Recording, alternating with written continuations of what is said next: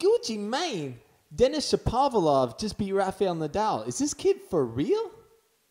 Well, here's a slice, and I'll tell you why, because the slice ain't never told no lie.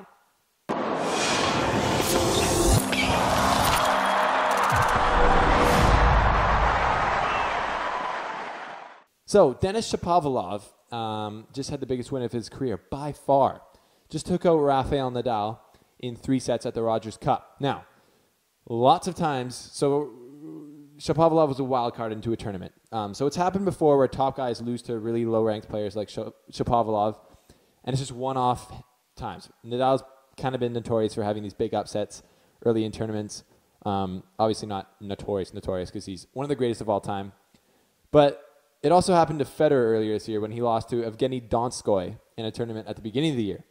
Donskoy went on to lose in the next round, and no one's heard of him since because he hasn't done anything. Is this going to happen to Shapovalov? Well, only time will tell. And he's playing his next match as I make this video, so I can't tell you what the outcome of that is. But I don't think that he is just a one-hit wonder because he's got some serious weapons. He's got a serve that can do damage against anyone, and we saw that last night.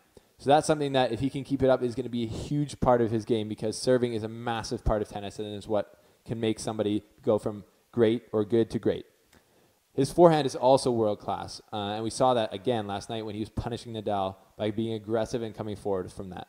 The last thing I think he's going to need to do is just continue to work on his backhand and get that solid, but I think Denis Shapovalov is for real because he's got a hunger. I can just see it in the way he plays. He doesn't have this arrogance about him that a lot of young players do who've kind of just, gotten good young and then got lots of money. Because Dennis isn't really there yet. He's made actually quite a bit of money so far. I think before last night's match, it was about 150 grand total, but a lot of that goes to coaching fees, travel fees, everything. So he's making good money for an 18-year-old, but he's definitely not at the point where he's just like, I'm a rich tennis player traveling the world. After this tournament, though, he might be on that level, but I still think he has the mental awareness to stay focused, and he has the hunger to become great. Wayne Gretzky, the all-time greatest hockey player, is in his camp, and I'm sure he's going to be speaking a lot of that mental toughness into him. So I think Denis Shapovalov is set up to be a tennis great. I don't want to say how great he's going to be, but I think that the sky's the limit for this kid because of the weapons that he has and the mentality that he has and the people that are surrounding him. I think he's going to join Milos Raonic and Eugenie Bouchard as the all-stars of tennis in Canada, and I think the sky's the limit. And since he's only 18, which is mind-blowing, 18 years old, Federer didn't win his first major until he was like 21, I think. So, this guy, I'm going to say it right now, is a future Grand Slam champion, and he could go down as the greatest tennis player in Canadian history.